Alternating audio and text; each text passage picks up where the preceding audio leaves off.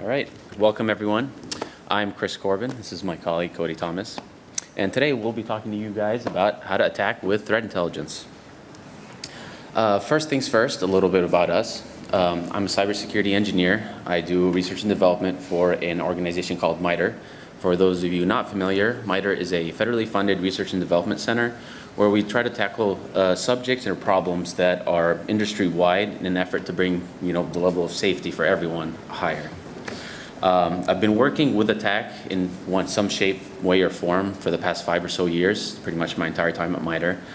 And most recently, I've been using ATT&CK to create adversary emulation plans, and that's what we'll be talking about today: how to create these adversary emulation plans, how to use them, and how to effectively become a better red teamer or blue teamer for that matter. I'm Cody Thomas, also working at MITRE with Chris, only for about 2 years though. Before, we've had ATT&CK focused largely on Windows, so I went ahead and pushed for it to come out into more of Mac and Linux domain. So most of my background is more in red teaming and tool development, and so that you'll see that kind of pop up throughout the presentation as we get kind of hands-on technical details of using this to be more of a red team and active on network. Awesome. So first things first, I wanted to start with what we think the root cause or the problem or root problem really is for a lot of the issues that we're trying to solve.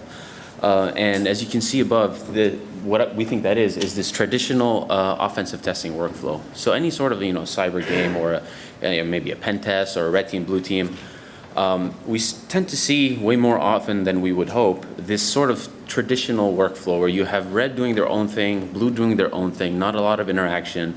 A lot of times they're butting heads, there's some politics involved, and there's a lot of problems here that we really need to aim to solve in order to take these games to the next level, to have red and blue events become more valuable.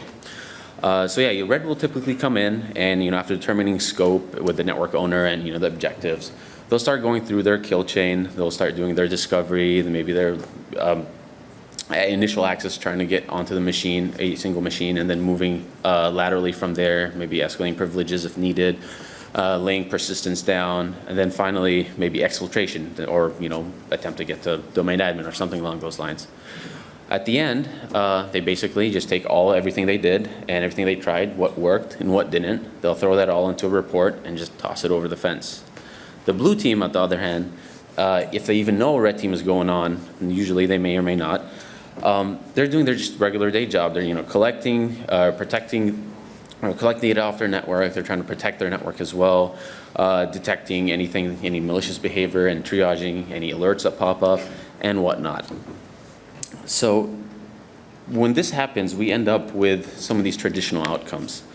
If we're measuring red's success on how far they were able to penetrate into a network, or basically how far they were able, or how many things they were able to steal, what this does is cause a certain problem in that they're not necessarily testing the blue team, they're testing the network and the blue team's maybe defenses as a whole, instead of maybe providing them slightly better and more focused results or things for them to look out for. They basically, in that report that they write at the end, they'll just put, they'll put all the techniques and they'll put any IOCs, indicators of compromise, for all the stuff they did. So these are your file hashes, your file names, what IPs and domain names they came from, and their C2 and whatnot. So if, depending on who's responsible for cleanup, blue team can make sure that none of that's still in their environment. And like I said, if red's measured on how many documents they're able to steal or anything like that, next year they're going to make sure that they, or not next year, but the next time they come in, they really want to make sure that they're able to win again next time. And this is the mentality that I think is really, the whole win-lose mentality is something that we're trying to target here. Blue, on the other hand, once they receive that report, they just, they're just doing their daily job and dealing with their daily incident response, and they get this huge, massive report from red that, hey, this is all the ways that you guys failed at your job. Obviously, that's pretty much sucks to hear, and you're not, as a blue teamer, you're not really going to enjoy working with a red teamer, and this is going to start creating a divide. So what would the blue teamer at this case do with the report that was generated? Well, they would go through, see what worked that the red team tried, and try to remediate that stuff. No one has as much time as they want these days, especially in this area. So what they end up doing is just basically creating static detections for the red team's tools and whatnot, things that are very fragile, and things that may stop this red team if they were to do the exact same thing again. But the next time red team comes, that may not stop anything, or let alone a real adversary. If they did want to go the next step up and sort of take a look at the actual behavior that the red team was implementing or doing on their environment or in their environment, they don't have the amount of a really good sample size. They really only have that one, if they didn't know the red team was going on, they just have, what they've collected historically, and they need to go through that and comb through it. So if they do create a defense in this case, they can't really test it for the false positives or tweak it, because you can't bring them in, bring the red team in as often as you'd like with this setup, and have them test your defenses. So how does the red team in this case and the blue team progress? So as we said, there's fragile detections that are being created, static ones as well. So blue sees that red's been using this one tool with a specific hash on all the machines they compromised. That's an easy one. They'll just find the hash and label it as bad and have whatever mechanism they have to remove that, and go ahead and remove that.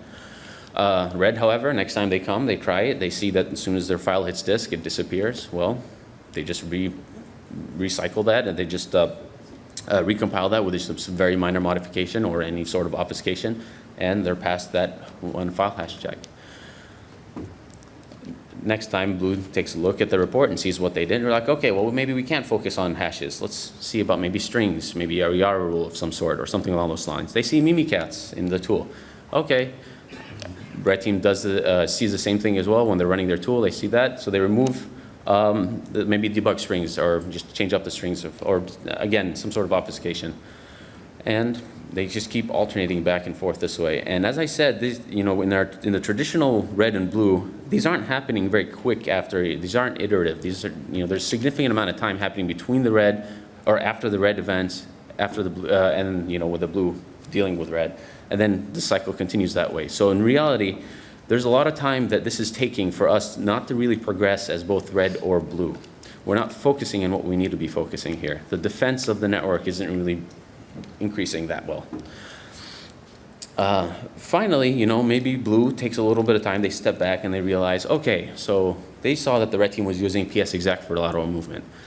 Maybe they already have some sensors in place on their network. They can tell that PS-exact really isn't used in our environment legitimately. So let's go ahead and shut that down.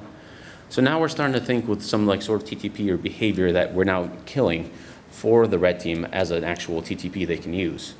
The red team will realize this, and when that stops working, they'll have to find some other way to laterally move. If that's the only way they knew how to, they're be pretty much in a situation where they find themselves needing to find a different way and pretty much do it live.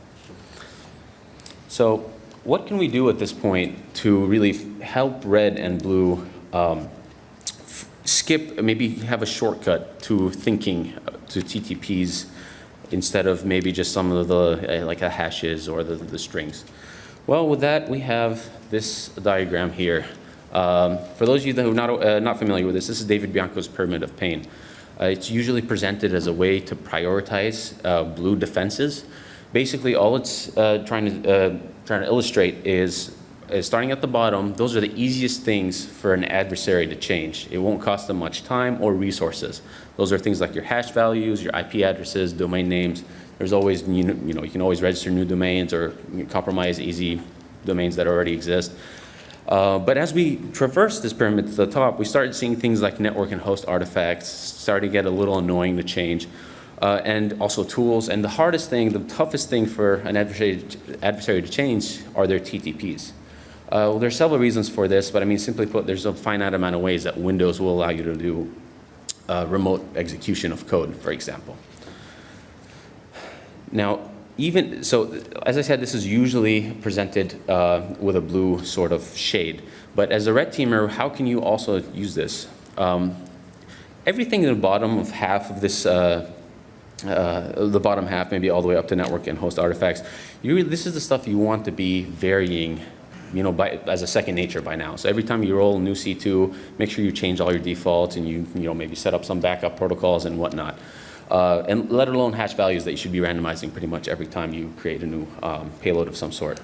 But more importantly, we need a focus at the top, right? That's where the most important thing. So that's if you get caught, your TTPs get caught, you basically have the potential to get hamstrung and stuck in a sticky situation. So again, if you only have like one TTP for lateral movement, maybe you need to, expand on that and look into what else is out there. So one of the things we realized as a good way to have red and blue, both of them together, focus on the top of this pyramid in how they prioritize their work, and also help them work together, is to provide them with a common language that is based on TTPs. It's based on TTPs and also provides them several things that enables them to do their job easier together. So what are these things that we need from this language to provide that for us? Well, first and foremost, we need to be able to communicate and articulate exactly what happened in an actual event and what was responded to. So as the red team, you have these amounts of TTPs that you've tried, and you go ahead and you say, okay, well, this kind of lateral movement worked, this kind of privilege escalation worked, this kind of persistence worked, and all these others didn't. At the same time, the blue team can then focus their work, okay, we see that this TTP for lateral movement has been used, and it's actually a fairly common one, so maybe we should be prioritizing some defenses there. And that sort of helps them move away from the hashes and all that sort of, the easily, I guess, pretty fragile detections that one would automatically go to if they were, in a jam and didn't have enough time to properly step back and take a look at what the problem was. The second thing we need from this common language is we need to be able to have it articulate at a specific enough level that it's repeatable. So what happened has to be repeatable from one event to the next. And in doing so, we're sort of moving away from like the art of this to this more science and repeatable fashion. So now we can start creating metrics for ourselves, how we performed last year versus this year, what new things we introduced into our environment, if it worked or didn't, and basically see how well we're doing. So what do we use personally for this common language? Well, we use MITRE's adversarial tactics, techniques, and common knowledge, or more commonly referred to as attack. So just a quick show of hands, even though I can't really see too many people. Who here is at least familiar with attack or used it or, okay, awesome, thanks. So what is attack? Attack is a globally accessible knowledge base of adversary tactics, techniques, and common knowledge. But it's based on things we've seen in the wild that adversaries have actually done. So things we see in threat intel reports, I think, if specific APT has been known to do something, or maybe someone's reverse engineered a piece of malware and it was known to perform like function A, B, and C, that is what ends up in attack. We take a look at that, and with the help of the community, we've created this, this framework where you can find across 11 tactics, and I'll explain that in a quick second, how it's organized. But yeah, basically our real world observations of adversaries. And increasingly more and more so, the communities has been starting to use this as a common language, and we've already started to see some really good results. Oh, and it is also available at attack.mitre.org, publicly released and everything. So once you actually go there, you're presented with this attack matrix over here. Across the top in the blue row, the first row, that is what a tactic is. That's basically the adversary's technical goal, or the why. So why is it they're doing what they're doing? Now, under each tactic, you have a series of, so along the columns, you have the series of techniques. This is basically what the adversary is actually doing to achieve that goal. So that's the what. We have 11 different tactics across the top, and we have, I believe, over 217 techniques at this point. And it's just growing by the day. But up until recently, our most recent added tactic was the initial access tactic. But before that, it was all, and I'll read some of these across the top. You have execution, persistence, privilege escalation, defense evasion, credential access, discovery, lateral movement, collection, exfiltration, and finally, command and control. You could start to see a pattern emerging from that, in that this is all mostly post-exploit, with, basically taking an assume breach mentality. So the adversary is already in your network. This is how you can move about as an adversary within the network, or, persist, or, perform your actions and objectives. And the initial access starts to blur that sort of post-exploit line. But, if we were to click on one of the techniques, specifically the new service under persistence, this is what you start to see. This is just a brief amount of data. There's much more on the actual website.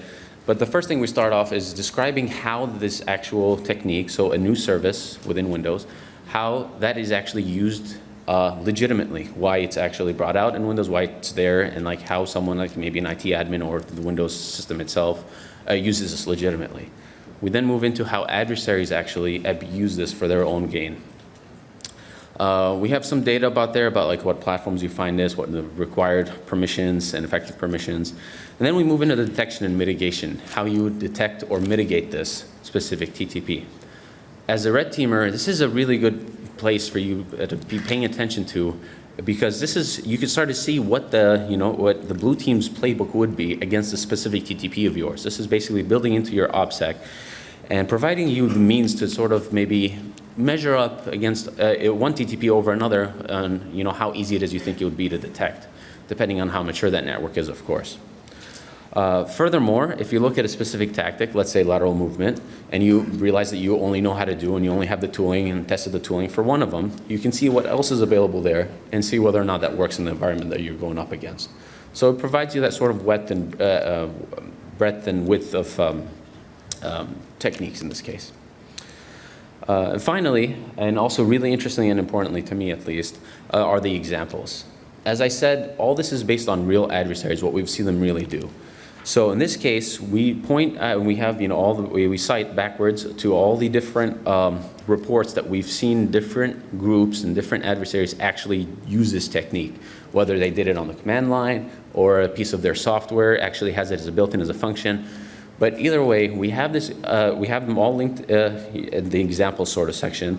And if you were to go there and follow that thread, you'll start to see exactly how they implemented this technique. And that'll give you guys information on how you would be able to implement that technique as well. There's a lot of ways to implement the technique. It's not just one. And this is one of the places where you can start building out that arsenal of yours. So far, what we've seen so far has mostly been just for enterprise Windows, basically like a Active Directory domain focused. But we also, thanks to Cody, have now Linux and Mac attack. Also, we've released the Android and iOS. And also, even more so, we went a little bit left of exploit and focused on some of those behaviors in TTPs with pre-attack.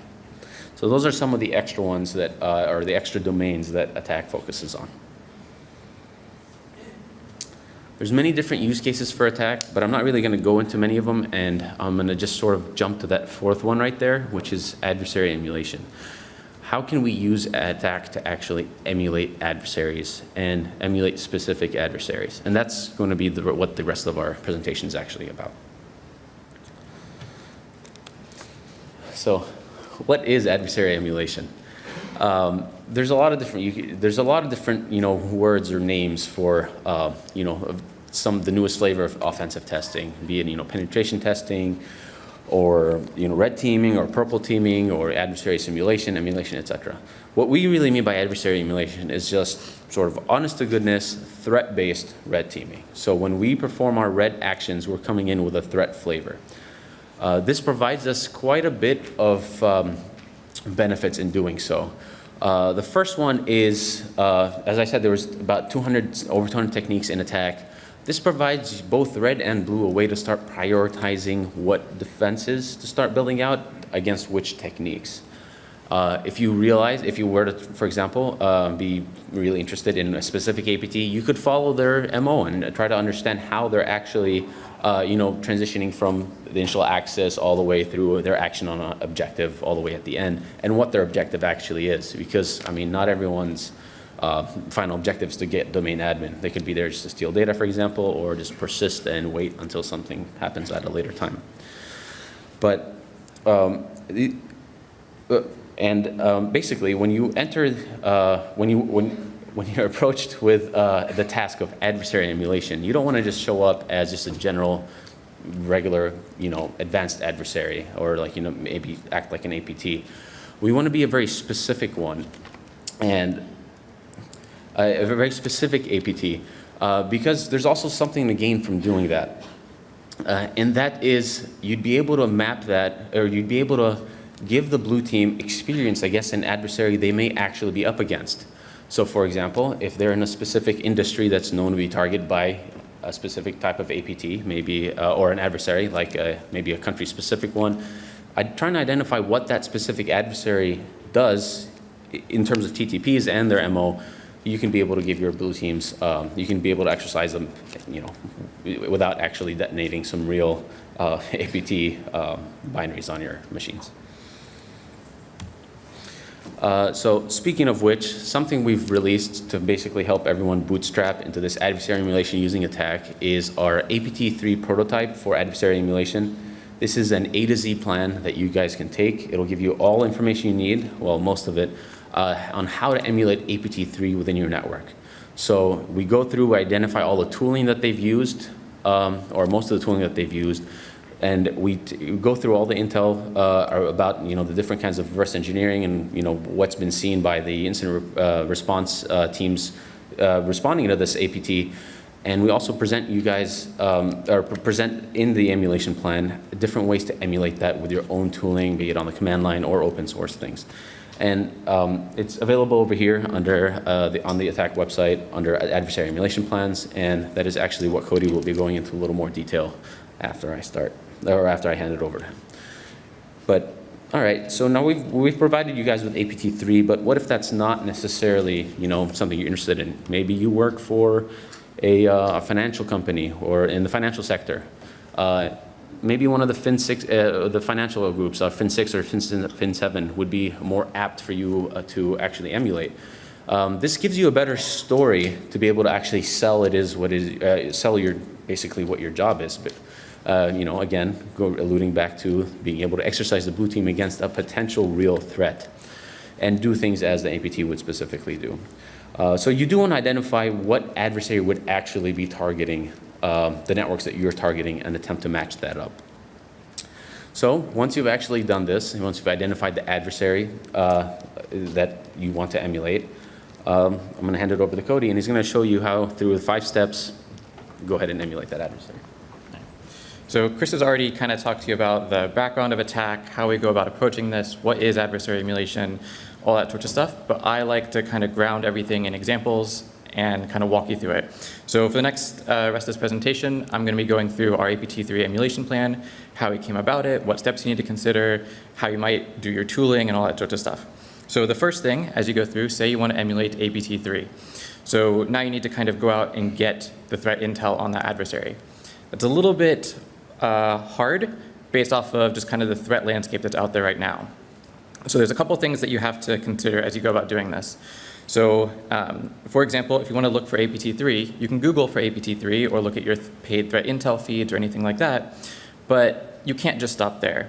So there's kind of a hot topic in the threat intel community right now about aliases for different adversaries and groups and operations and all this sort of stuff. So you have to keep that in mind as you go through and do your research into the specific adversaries, because one adversary may be known by 15 different aliases across different companies that are reporting on it.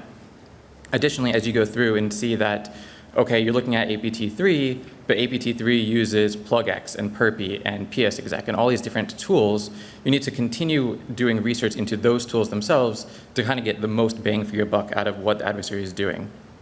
And of course, with the associated campaigns, not only are adversaries tied to specific instances, specific events, but sometimes they're broadened out into these larger campaigns describing how they're operating.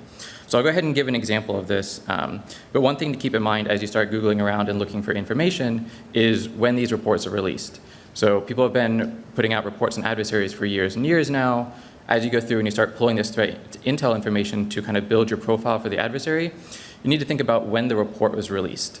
Just like us, adversaries change their tactics over time. So if all of your reports are 7 years ago and you're trying to emulate the adversary now, kind of keep that in mind and try and think of how things may have changed over time.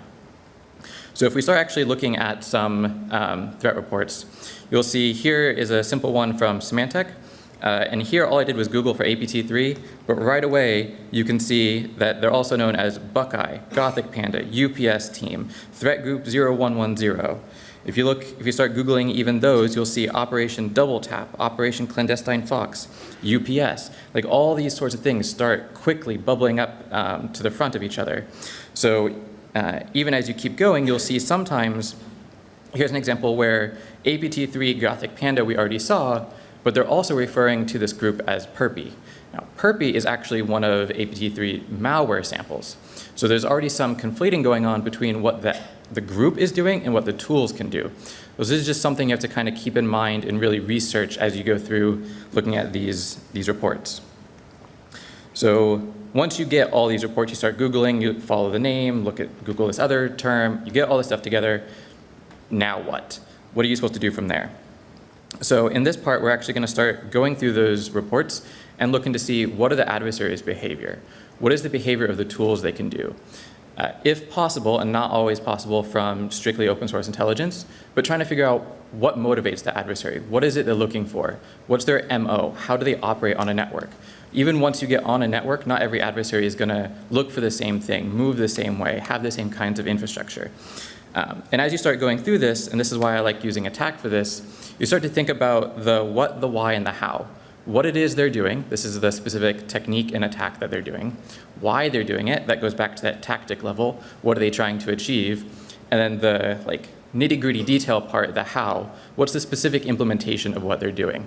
And this is where you can get a lot of nice variation to help you as the offensive team and to help the defenders build up their analytics.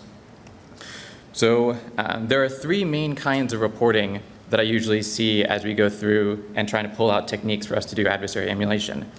We get this kind that, and I'll step into this a little bit more, but we get this kind that's more of a prose writing, paragraph after paragraph of somebody describing what's happening. Sometimes in the next example, I'll show that we get a little bit more in-depth of a specific binary. So somebody taking an instance of Perpy and doing malware analysis on it, running strings on it, and providing that information back.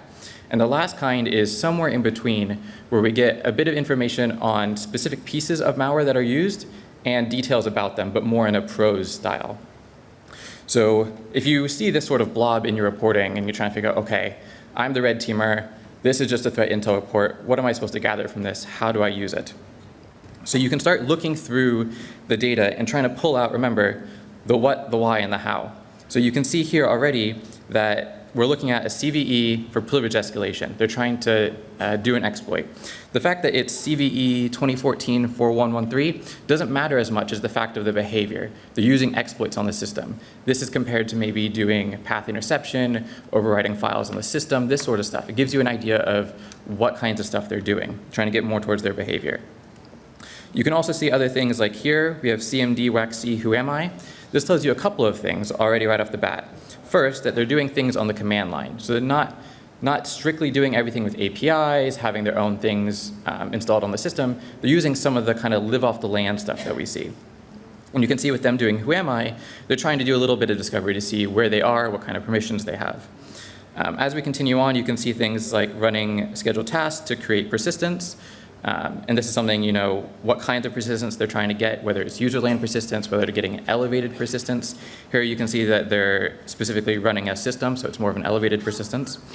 And one of the things you'll notice as you go through and start looking at all this threat intel reporting is it's kind of biased towards what is seen when people come in to do the remediation. So lots of this stuff comes out as people figure out that they're hacked in some way, and then somebody comes in, triages it, helps fix the system, kick out the bad guy. So in that last part where you actually have the company coming in that's going to be doing the reporting, there's a subset of attack that they're more likely to see than others. And part of this being like C2 channels, persistence mechanisms, that sort of stuff, rather than maybe what a user is sitting doing on command line in volatile memory that, depending on when the incident response team comes in, may be long gone. So because of this, you'll start to see things talking about C2 channels way, way more often than others. And here we can see an example of just raw connections out to specific ports that aren't very common. And specifically, this one goes more in depth into, okay, you have this connection, what are they sending? Are they sending strings? Is it just another protocol over this random port? Here, they're actually defining their own custom command and control protocol. So it kind of gives you an idea of the kind of stuff that you're going to have to do if you want to emulate this adversary. You can't just simply run PowerShell with RESTful APIs and going to look like this adversary. You have to think a little bit more about it. So the second example I was talking about is you get a little bit more in-depth detail into a specific instance of binaries. Here we see somebody went through and did a presentation specifically on Perpy, and in one of the copies they found, they dumped the strings and found a whole bunch of awesome command lines that people had been running from the binary. And so we can see here already that, for example, they're doing permission groups discovery by trying to see who's admin where. And one interesting thing to note about this part is you can already see that there's some redundancy. Looking at the local group administrator / domain and the net group domain admin / domain is going to give you a lot of the same information because both of those are kind of looking for the elevated admins across the domain. So adversaries themselves building in this kind of redundancy should give you a clue that even us as red teamers trying to do this sort of adversary emulation, having that in the back of your mind is a good idea. And we can continue on seeing that they're looking for network connections and remote systems, the sort of stuff that you normally do as part of your normal red teaming. You're just maybe not thinking about it in this way.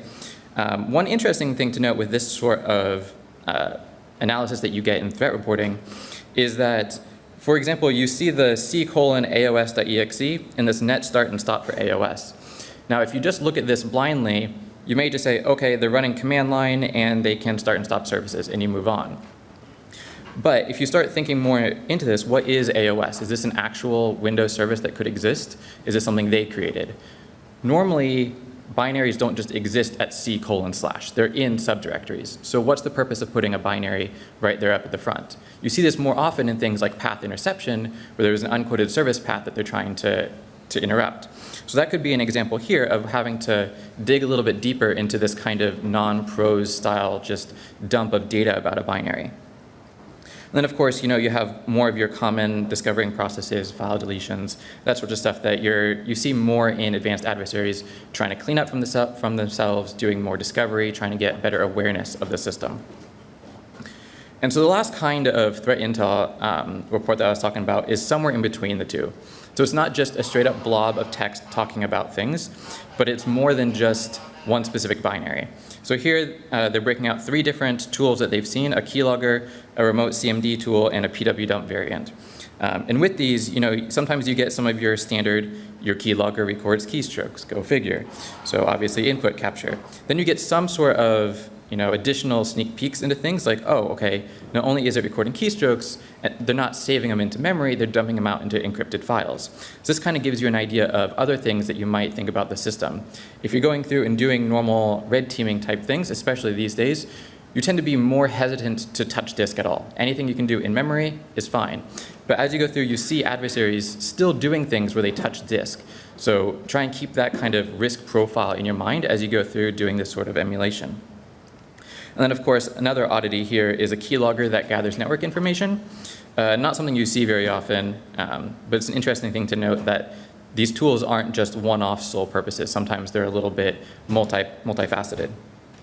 Another example here, and this goes into the kind of follow the leads type of thing that you have to do as you go into research for these sorts of things, is this remote CMD tool. As they describe it in terms of another tool. So they say, oh, this is similar to PSExec. And then they don't go much beyond that. So now you have to go and think, okay, what is PSExec? What is that doing? How does it work? And so if you dig into that a little bit more, you'll see that it's specifically mounting Windows admin shares, copying files over, starting services to do some lateral movement. So you have to kind of keep that sort of stuff in mind and dig into these a little bit more. And then, of course, everybody loves dumping credentials. And here we see this PWDump that's doing get hash. But one interesting thing to note about this is instead of doing maybe get hashes by looking at the system and SAM files on disk, this one's specifically injecting into LSASS. So this might be something that you'd see more commonly with things like Mimikatz. So it's just something to keep in mind as you go through looking at doing emulation, how these things are happening. So what Cody's been doing here, actually, as you guys can see when he maps these back, he's mapping everything he's found back to attack. Each one of these IDs here, which is the T followed by the 4 numbers, that's a specific attack technique, and that's the attack ID specifically T, like 1055 being process injection. So you'd be able to, by mapping it back to attack, you can see what that specifically is doing, go into that technique and gain more information, maybe also get different variants and see also how other groups, not just APT3 in this case, but how other groups do that specific technique. Yep, and this is one way that you can do that sort of red-blue collaboration. If everybody's speaking in the same T number, the same technique style, then it's a little bit easier to talk to each other than if red is talking about Mimikatz command lines and blue is talking about, you know, access codes for process accesses. So it helps you kind of bridge this gap between talking. So that's now talking about, we've covered, you know, finding the intel, looking at it to see what kind of behaviors are there, but there's still one extra piece as part of this step, looking into the adversary MO. Now, this is one of the hardest pieces, depending on how active the adversary is, how much reporting there is on them, and even the kinds of reporting, you may not be able to get this. So it all just depends on what's out there, but when you do start looking through these reports, there are sections in there that aren't specifically tied to, you know, what this tool can do, what hex values are in this string, that sort of stuff. And so you have to kind of read between the lines and start picking out more of a why for the group instead of a specific tool. So here's an example pulled from Symantec talking about Buckeye, which is another alias for APT3. But the interesting part here is they say, Buckeye seems to target file and print servers, which makes it likely that the group is looking to steal documents. So that already gives you some idea of, okay, once I get into the network, I'm not looking for domain admin. I'm not looking, you know, to get this specific user's account to troll them.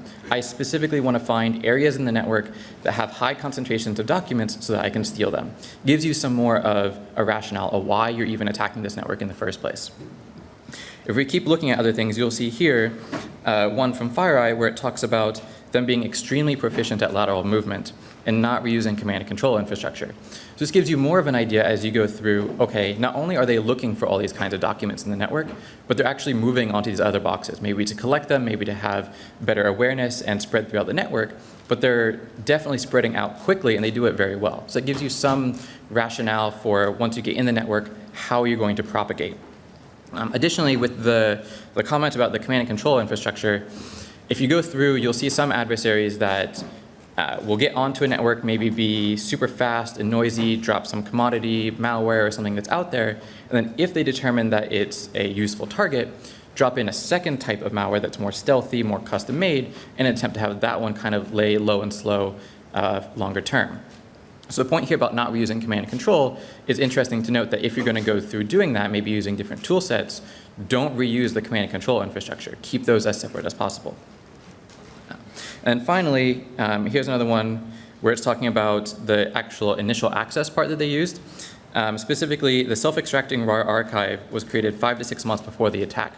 So this gives you some idea that as they go through and they're preparing to, you know, spearfish the way into an environment or do watering hole attacks or whatnot, they're creating these payloads months and months in advance. They're rehearsing this type of thing. They're looking into how it works. Once they get it working, keeping that safe and maybe swapping out the payloads inside of it, but not really changing up their tactics that much, right? They're still doing the same sort of thing, but they have a lot of preparation leading up to this. So taking these sorts of things together, you can create what we have as an emulation plan. Now, this is definitely the hardest part of the puzzle because it's way less straightforward. The data may not even be out there, but you just kind of have to try and think about it. And that goes back to the MO pieces that we were just talking about. No plan will be perfect. It's okay. You can approximate where needed. And remember, as you go through and you're doing this sort of adversary emulation, your goal isn't to be an exact replica of a prior incident that happened. You're trying to provide some sort of variation and behave like the adversary. Right? The adversary isn't going to do the exact same thing twice over and over again because as it is, defenders are already looking at file hashes. So right there already doing the same thing over and over again isn't going to help you. So it's okay to have this sort of variation. And if you can see here, we have the 3 phases for our emulation plan that kind of corresponds to the 3 types of reports I just mentioned. So you have that first phase where you're looking at long-term, setting up your infrastructure, getting your payloads ready, thinking about that, setting up multiple kinds of infrastructure, that first phase. Then moving into the second phase once you get on the network and quickly moving around. Laterally moving to a bunch of different hosts, calling back to your different infrastructures, finding all the things that you think are useful, all these different file aggregation spots. And then you move into that final spot of, okay, now that you found what you're looking for, now what? So going through, collecting the data, staging it, exfiltrating it out, right? Remember, this was your goal in emulating this adversary on the network, not just to, oh, look, I'm on 15 boxes. So what? What's the impact? What are you trying to do? That's something you have to try and keep in mind as you go about doing this. So now that you have some sort of idea of what the adversary is capable of doing, some general approach to how you want to do this, now you need some way of doing it. You're not going to go through and drop, perpy on the system. You want to be able to do this in a safer way. So this part, step 3, is going through to look at what kind of tools you need to do this. And as part of this, you may have your own tool set, purchasing tools that are out there, maybe open source ones that are there that you can use, and thinking about how do they operate? Can you extend them? Do you need to modify them? Do you need to write your own? And specifically, trying to look at these behaviors. So we keep talking about behaviors a lot. So I wanted to give a couple examples of what we mean whenever we talk about emulating these sorts of TTPs, because that's kind of a higher level, broad, abstract term. I like examples. So we already talked about a couple of these that we saw in the threat reports already. For example, if the adversary is using ps-exec for lateral movement, well, what are other ways that you can do that manually? So if you use netuse to mount the drive, copy the file over, use sc to create the services remotely, have more of this manual aspect to it, you're still doing the same attack technique. You're just changing up that how a little bit, giving a little bit more variation. But the behavior is still the same. Similarly, if the adversary is running who am I for discovery of once they get on a box, what kind of permissions do they have, where are they, that sort of thing. What if you go ahead and instead use environment variables, user domain and username? That's still a lot of the same information, the same style of doing things, but now you've tweaked things a little bit to trip up the defenders, right? Remember, you're still trying to achieve the same sort of goals, do the same style of things, but the variations are what matters here. And so as you go through doing this, just keep in mind, what it is you're trying to do and why it is you're trying to do it. The attack tactic and techniques. The variations really come into play with the how, the procedures, how it is you're implementing doing this. And so as you go through and you start looking at these, looking at your tool sets, you're going to define what it is you use. And so sometimes people will, especially these days, get so overwhelmed with PowerShell and it's the latest and greatest awesome thing. But if everything that you have is based off of PowerShell and you get into an environment and they have an XP box that doesn't have PowerShell, what do? I keep seeing people that are all PowerShell and they get on there and it's like, oh no, I know this box should have 15,000 ways of being exploited. I mean, it's XP, but there's no PowerShell, so how do I do things, right? Making sure that you have this sort of broad environment, this wide range of tools and implementations for how to do things helps you as the adversary go about your business as well. And so here's an example of breaking out some of perpy's functions, the malware, and ways that you can go about implementing them while staying within the bounds of that attack tactic and technique. So going through and having ways to do like listing processes with Windows built in. What if you did this with CMD or PowerShell? How would you do it with Cobalt Strike, Metasploit, Empire, Puppy? All these different things to have ways of going about to do this. As you go through and you start noting these things down, building out your arsenal, having all these toolkits, as a nice artifact, you kind of get this adversary emulation field manual. You get this way of illustrating and describing how you're going to go about operating on networks, emulating specific adversaries, and it's a nice way to have exact command line examples, things that you can kind of just copy in and paste, a broader knowledge that you and your team can use. So now that you kind of established how you're going to do things, you have your tools, the next step is setting up your infrastructure and getting ready. This, for our APT3 example, is that phase 1, getting everything set up, buying your domains, your redirectors, test your techniques, and of course you're going to be creating your payloads that are inspired by the adversary's tradecraft. Remember, you're not going to be dropping perpy or plugx onto your target network. You're going to be using your tools, but try and make them look closer to what the adversary would use. Now, I see this a lot of people going, obfuscate all the things. This is awesome. People like Dan Bohannon are releasing awesome tools to go out there and obfuscate all the things. But remember, obfuscation itself can be kind of a trip, an indicator of compromise that people are triggering on. And so don't obfuscate all the things. Please obfuscate with purpose. If you're obfuscating, then you're looking at something in that defense evasion tactic that we have in attack. There's a reason that you're trying to obfuscate. Why? You don't want to just obfuscate for the sake of obfuscation, but you're trying to bypass a specific signature, get rid of a specific string, that sort of stuff. So keep that in mind as you go through. And so finally, the last step for this is now that you have everything ready, you have everything set up, tested, now actually go forth and conquer. Be the adversary on that network. Emulate the adversary. Keep this flow in mind, why it is you're going about them. Remember, it's highly unlikely that domain admin is the target for an adversary. Right? There's something they're trying to get. Just having a domain admin password doesn't help the company get any better. Doesn't help you as the adversary do anything. There's something you're using that credential for, right? So in the APT3 example, you may not even need domain admin in the network. Maybe some users' capability and credential access can already get you onto the most valuable file share in the network and get all the documents you need. So just trying to keep that in mind as you go through, and keep in mind the speed of the adversary. Some adversaries are low and slow as they go about on different networks, maybe sending a command once a day, being super stealthy. Sometimes they're super smash, grab, light up everything, doesn't matter. They don't think this network is important, or that sort of thing. So try and remember this general MO of the adversary in mind as you go about doing this. And so as part of this, we're providing a starting point for red and blue. APT3 is already up on the website now. You're free to download it, look at it. We have command line examples as an adversary emulation field manual of things in Cobalt Strike, Metasploit, and Windows built in that you can just straight up take down and run to emulate these different techniques that we have. And we have APT29 coming out soon, but with the same sort of process all the way through what threat intelligence is out there, mapping it to attack, interesting OPSEC notes.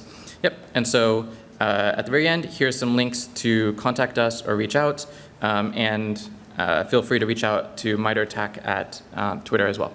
And that's it. Thank you. I think we're right on time. All right.